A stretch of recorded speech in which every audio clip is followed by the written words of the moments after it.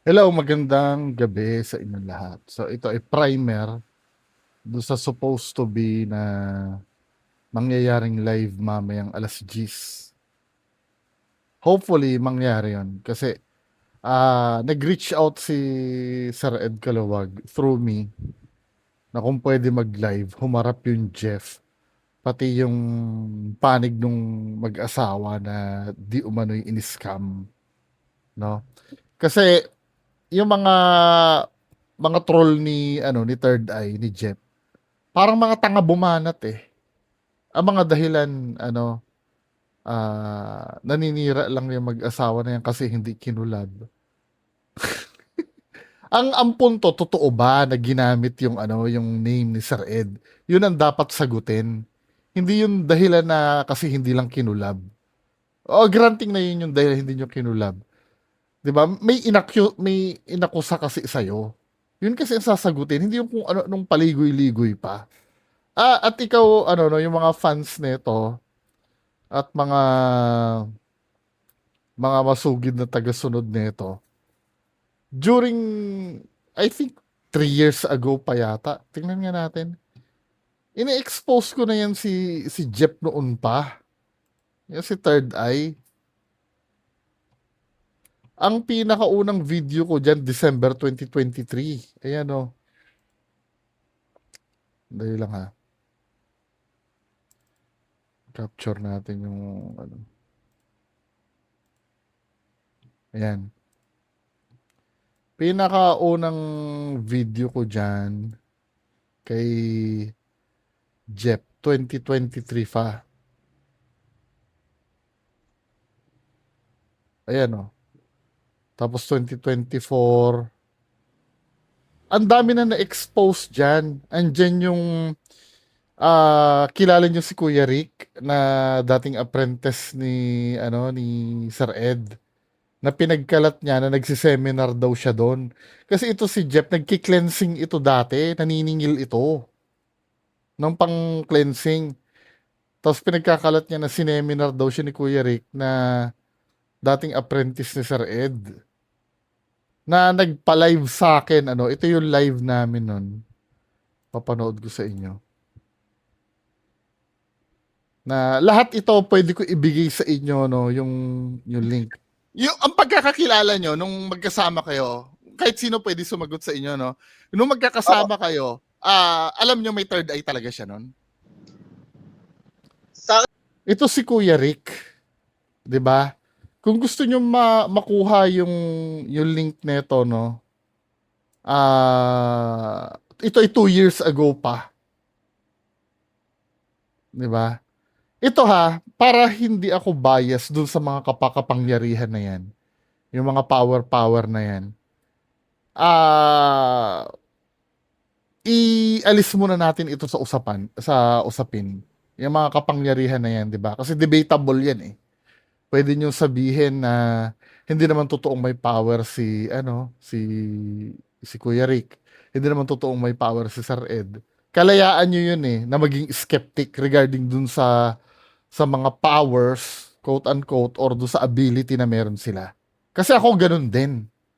Nagsusuri din ako. Ang pinag-uusapan dito, yung panggagamit niya ng pangalan. Hindi mo kailangan magkaroon ng psychic power or understanding sa paranormal na para malaman na ang panggagamit ng pangalan ng iba ay hindi maganda. Kasi dito sa kaso nito ni Third Eye, ginagamit niya yung names ng mga tao para magkaroon siya ng credibility na hindi naman nangyari. Tapos meron pang mga instance dito na meron ako na interview na sa school, no, nung nag-explore sa school, sinabi mo mismo sa akin, inamin mismo sa akin nung kasama nila na siya yung nagbabato do sa school. 'Di ba, men? Ang daming kalokohan na ginawa na ito dati pa. May some of it nga hindi na na-address eh. Kahit nga si Boss Rino, binuking neto eh. Yung mga bago niyang Ghost Hunter na nakakasama, ang kinikwento niya, sila Boss Rino na may meke din eh. Nilaglag nga ni ano eh, ni Third Eye yan eh, sila Dax. Ano ba yung sinasabi nito? Naalala niyo yung content nila na yung Under the Closet, 'di ba? Binuking ni Third Eye doon sa mga ano, sa mga kakulab niya. Kasi ganun ang nangyari. Parang ang tinuturing nito, normal lang yung pamimeke basta content. Yan ang hindi naiintindihan ng mga nagagalit sa akin na itong larangan ng paranormal na ito ay sagrado ito para sa mga nagsiseryoso. Hindi sa mga taong nananamantala. Yung pagkita kasi sa video, yung pagkakaroon ng kita sa video, wala namang masama yun. Lahat naman ng channel natin monetized eh. Pero kung gagawa ka ng paraan na para kumita yung video mo, eh gagawa ka ng kasinungalingan o panloloko, ibang usapan yun. 'Di ba? Tapos, naaalala ko noon ano, merong merong content si Manila Horror na naghahayag siya ng sama ng loob regarding kay Third Eye. Then na-mention ako ni Manila Horror doon na may pahayag. Natutol daw siya sa ginagawa ko na pinagkakakitaan ko daw yung buhay ng iba. For your information, Manila Horror, wala akong, meron man ano, pambayad ng kuryente. Akala mo ba, tiba-tiba ang, every time na nag expose ako ng Ghost Hunter, tiba-tiba ako? Hindi. Wala akong, kay Norman Mangusin nga lang ako maraming kinita eh, sa palipad eh. Yung, ano yung magdo-donate sa ano live, eh ilang beses lang naman ako mag-live doon. Doon, aminado ako, medyo may kinita ako doon. Pero yung ano, nakikita mo yung views ko pagdating sa paranormal. YouTuber ka, alam mo kung ilan din ang kinikita ng mga ganito kababang views. 'Di ba? Tsaka yung sinasabi mong minsan personal, no? Magkaiba kasi yung personal sa public interest. Kung ang pag-uusapan natin dito ay personalan, ang pag-uusapan ko dito eh yung pagmumuka ni Third Eye, kung ano mga desisyon niya sa buhay, 'di ba? 'Yun ang panghihimasok sa personal. Ang tinutukoy mo ba yung nangyari kay Ma'am Eunice, yung niligawan niya? Naging public interest 'yun kasi lumabas sa publiko si Ma'am Eunice para ibulgar yung ginawa ni Third Eye eh. Ginamit yung platform ko nun eh. Nagpa-interview sa akin. Siya yung nag-initiate na ilabas yun eh. Doon sa party na kung saan silang dalawa lang dapat ang may alam. Lumabas dun yung nagsalita. To warn yung iba kung anong ginagawa ni Third Eye doon sa mga sponsor niya. Public interest pa rin. 'Di ba? Minsan nami-misunderstood ng iba yung ginagawa ko dito. Kasi alam nyo mga men, lahat tayo nasa paranormal, 'di ba? Ang tingin sa atin lahat ng tao, ghost hunter tayo lahat. Hindi naman madidetermine sa atin kung sino yung peke, sino yung nag-iimbento, sino yung ah, nagkukunwari, 'di ba? Kaya pag may isang na-booking sa atin, lahat tayo peke na. Yan ang dapat yung tatandaan. Inaalagaan ko lamang itong larangan na kung saan tayo lahat ay nag-enjoy at nagsiseryoso. Sana maintindihan nyo na walang puwang sa atin yung mga gumagawa ng peke. 'Di ba? Ako, ini-issue sa akin, gumawa daw ako ng peke. Totoo naman. Pero kung mapapanood nyo yung kabuuan ng video ko, yung purpose ko kung ba't ko ginawa yon, kasi naalala ko noon, nasa ospital kami eh, ng Plaridel. Gumawa ako ng fake na video. Yung pagkakagawa ko ng fake na video na yon, dinocument ko kung paano siya ginawa. As in, kung paano ko dinedirect, kung paano sumilip si Kelly. 'Di ba? Si Kelly yung multo ko noon eh. Dinocument ko yon. Planado talaga namin na After a week, saka namin aaminin na peke yung video. So dumaan yung isang linggo, maraming naniwala. Then pagdating nung isang taon, binulgar ko na fake yung video, ganito yung ginawa namin. Ngayon, hindi na intindihan ng iba, minasama yung ginawa ko. Na akala ko ba ayaw mo sa peke pero ikaw namimeke pa rin. Kasi debunker ako eh. Need kong patunayan na kaya talagang gumawa ng peking video. 'Di ba? Now, yung yung kasi ganito naman, paano yung mga iba na nakakakuha, yung nagkakamali. Yung for example, no, may isang ghost hunter na na-capture niya sa video niya, may puti. May puti siya na-capture at sinabi niya agad sa video niya, uy, nakakuha ko na white lady, tingnan niyo, white lady, oh. Eh, na-debunk na hindi pala white lady yun. Yun ay kumot pala na puti na sinampay. Wala namang masama dun eh. Nagkamali siya eh kasi sa ghost hunting, andun kasi yung personal bias natin. Kahit ako meron ako nun. Yung kagustuhan mong may makapture, syempre nagpagod kang pumunta doon sa lugar, gumastos ka, gusto mo kasi masulit eh. So yung utak mo nagiging bias kung ano yung makita mo na nakapture mo doon, iisipin mo, multo talaga yon, 'di ba? Sa akin, walang kaso doon dahil lahat tayo may personal bias. Kahit sa akin, nangyayari yon, yung ganong bagay. Pag dinibunk, ay, wala, kumot pala. Di walang problema. Ibang-iba yon sa ghost hunter ka, inutusan mo yung kasama mo na mag-costume, vinidyuhan mo at pinalabas mo na totoong multo. Iba yon.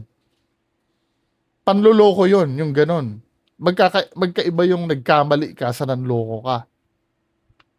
Yung katulad nung kinuwento ni Third Eye, ito kinuwento ni Third Eye ito ha, na di umano daw nung magkakasama sila nila Boss Rino, may taga-Kalabog. Di ba nagduduo sila dati nun? Habang yung iba, hindi nagvi-video, taga-Kalabog yun. Take turns sila. Hindi lang si Third Eye ang kumanta niyan. Isang kasama nila. Tapos yung mga solo-solo, pero may kasama. Kayo, isipin nyo, panluloko ba yun o hindi? Hindi naman pagkakamali yun, di ba? Kaya ang nagiging problema dito yung ghost hunting dito sa atin. Nagiging ano eh, nagiging gatasan eh. Lalo na sa mga sponsors na willing magbigay. Yung sponsorship, walang problema dun eh. Kahit lehitimong media gumagawa nun, nung yung paghahanap ng sponsor, yung mga lehitimong ano, kaya lang, kung ano yung inisponsoran sa inyo, panindigan nyo yon yung gusto ng sponsor. 'Di ba? At huwag nyo lulukuhin na gagawa kayo ng tapekean para maipalabas do sa sponsor. Kung wala kayong makapture, wala. Anong gagawin natin? Wala eh. 'Di ba? Hindi yung magdadrama-drama kayo na may nakikita kayo na ano. Hindi, medyo napahaba yung explanation ko kasi kadalasan hindi nila naiintindihan tong ano eh. Actually nga, ngayon lang ako bumalik eh. Ang tagal ko kay Norman Mangusin, di ba, na nahimik ako sa paranormal. Then ito naman, ang pag-uusapan natin, issue ito nila Boss Greg. Ito yung sinasabi nila Third Eye, o yung mga supporters ni Third Eye, na hindi lang daw na collab, nanira na daw. Yung hindi pag-collab, walang kwentang issue yun eh. Ang i-address mo dito, yung inakusa sa inyo na ginamit mo ba talaga ang pangalan ni Sir Ed. Inuulit ko ha, yung power kasi, walang kwenta yun eh. Walang kwentang usapin yun eh. Hindi na pinag-uusapan dito yung may power ba o wala. Ang pinag-uusapan dito, ginamit mo ba talaga yung pangalan o hindi. 'Di ba? Kasi hindi natin maikakaila si Sir Ed ay sikat, 'di ba? Tapos gagamitin mo yung name na yung mga paninda mo na binebenta mo, sinasabi mo galing kay Sir Ed. Yun kasi yung main issue dito.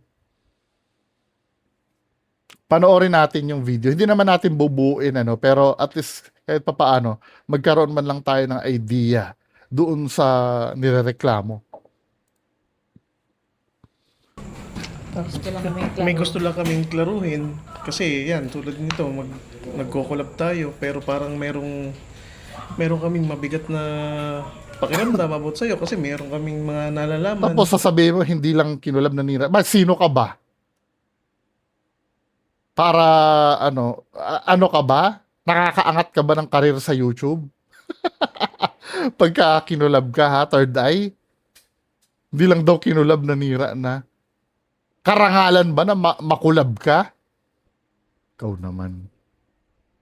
Ang dami na buhay dyan na ghost hunter na hindi ka kinulab. Na mas sikat pa sa'yo, ano ba? Gusto lang po namin klaruhin sa inyo. Ano ba yun? Unang tanong po namin is kung kilala niyo po ba si Jeff, aka Investigador J? Narinig ko yun sa parang doon sa mga time na napapanood ko sila kay Boss Rino, tama ba? Opo. Siya ba yun? Opo, siya po. Pero personally, never ko siyang nakita, never ko siyang nakaharap, never ko siyang nakausap. So definitely hindi ko siya kilala as a person, pero doon as a YouTuber, yun yung pagkakaalam ko sa kanya. So, hindi po talaga kayo nag-meet or hindi po kayo nagkakasama talaga? Hindi eh. Walang chance in my life na may nakasama akong third eye. Pero yung kilala ninyo na si Ricky, si Kuya Rick, yan, kasama ko yan, kakilala ko yan, kaibigan ko yan, matagal, kumpare ko yan. So, kung kilala ko si Jeff ba yun? Kung kilala ko si Jeff, patatandaan ko yun. Pero never. Bakit natanong? One time po kasi nagkaroon ng pagkakataon na makasama namin siya. Nung nag-aya po siyang meron kaming explore. So, paano kung napasok sa kwento? Ngayon po, sabi niya, kung gusto daw po namin, total pumapasok kami sa mga abandon, sa mga hindi safe na lugar, dapat po magkaroon daw po kami ng protection. Okay. Actually, itong kinikwento niya, consistent ito doon sa kinwento niya sa amin last year. Kasi nakasama ko itong mga ato sa Pampanga, kila Boss MK. Kung ano yung kwento niya doon, ganyan na ganyan din yun. May video ako noon yung kwento nila dati. Kaya lang ngayon lang talaga nagkaroon ng pagkakataon na maisabi nila ito kay Sir Ed ng harapan. So, sabi namin, syempre po, as Oo, na syempre. pumapasok kami, nung gugustuhin namin na magkaroon ng protection para safe din kami na makauwi pagkatapos namin mag-explore. Nag-offer po siya sa amin na meron daw po siyang medallion na dapat ibigay sa amin na manggagaling daw po sa inyo. Sa akin? Opo. Kasi may ano niya daw po yun.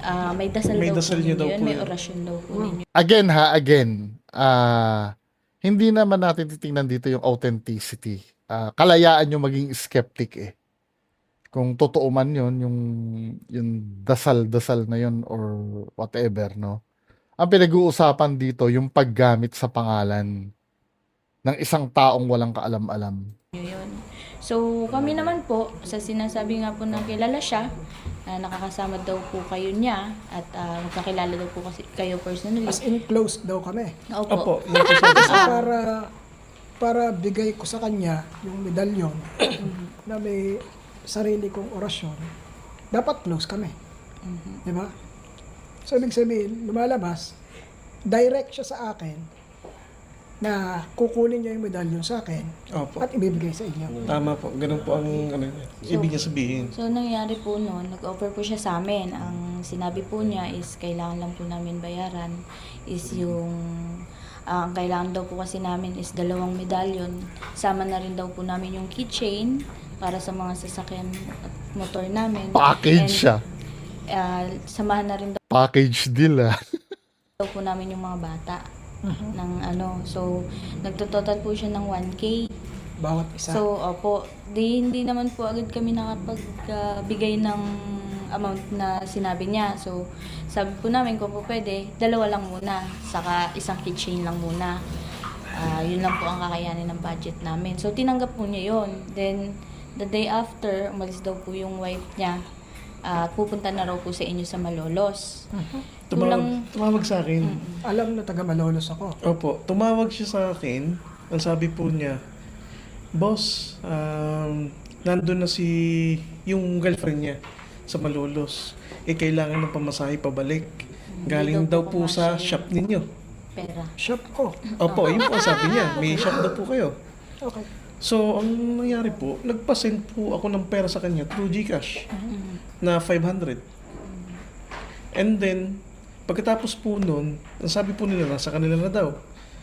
So, may pagkakataon na nag-explore ulit kami sa Malabon. Sa Malabon, abandoned school. So ngayon, hindi po nila ine-expect na mag-aaya kami doon sa kanila.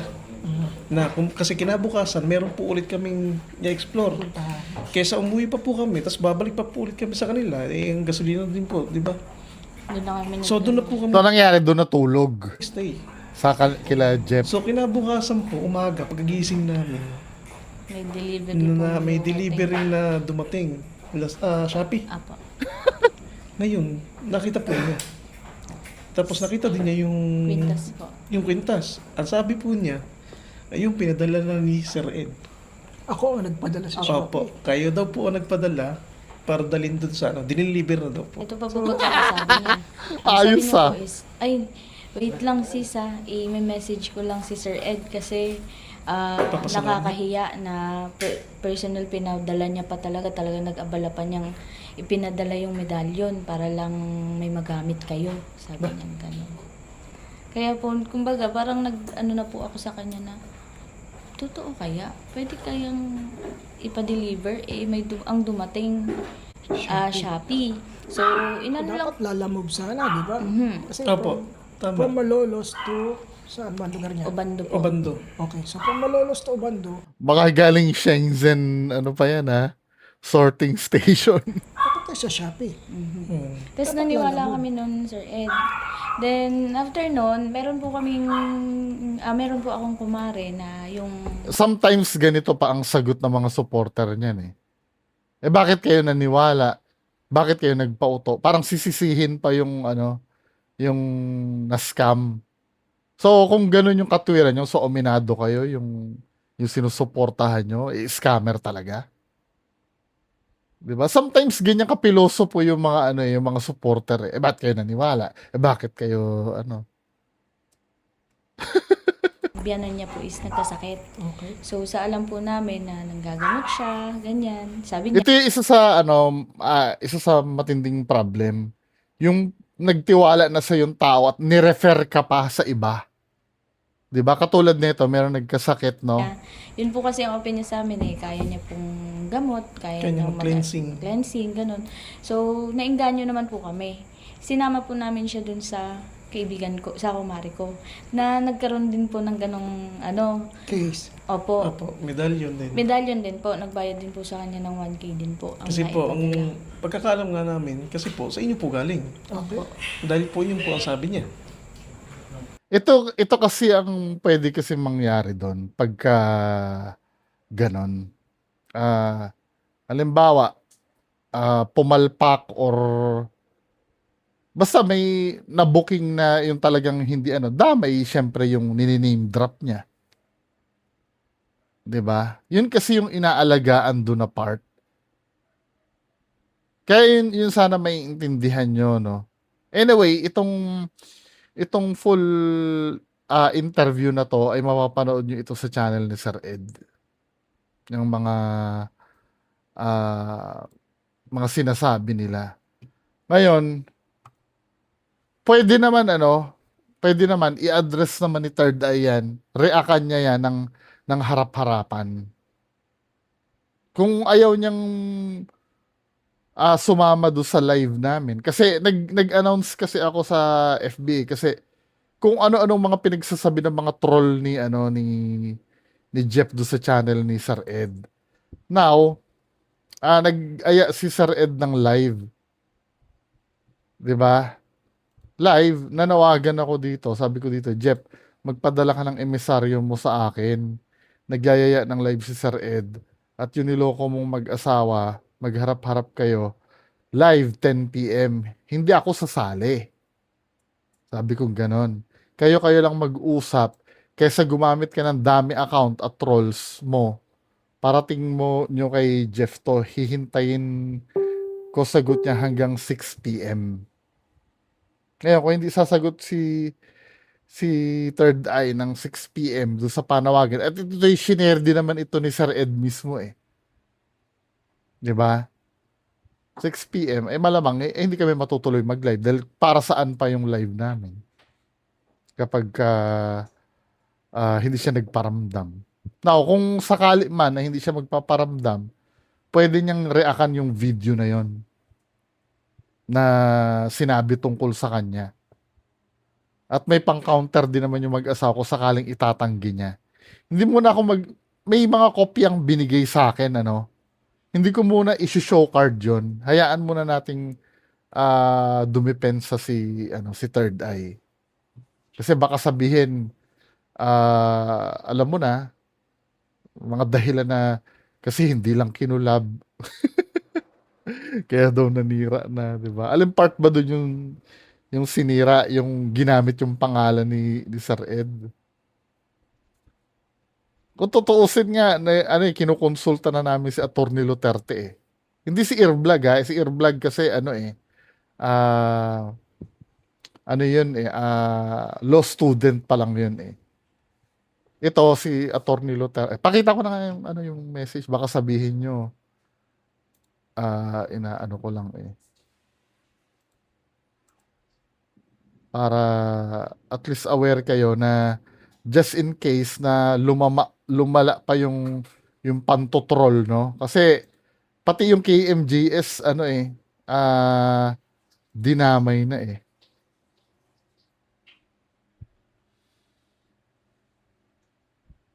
Tamo ha. Ito kay Attorney Nonoy Duterte. Paano ba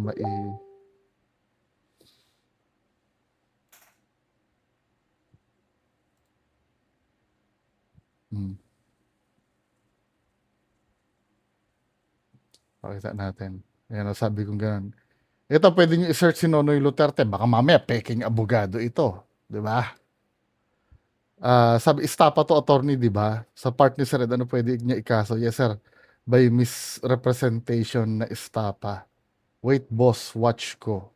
Tama, istapa pwede din unjust enrichment na civil case. Di ba? Nagko-consult na kami. Kung sakaling palalalain mo pa yung problema at hindi mo haharapin. Dalawa ang pwede mong gawin eh. Harapin mo to, mag-public apologize ka. Pangalawa, manahimik ka. Kung ayaw mo nang gagawin. Hindi yung pasusugurin mo yung troll. Dahil kapag ka-troll ka ng troll at kung anong mga pinapasalakay mo, may kalalagyan ka, maniwala ka sa akin. Baka sabihin mo, pambubuli na naman ito ha. Binibigyan ka ng chance eh. 'Di ba?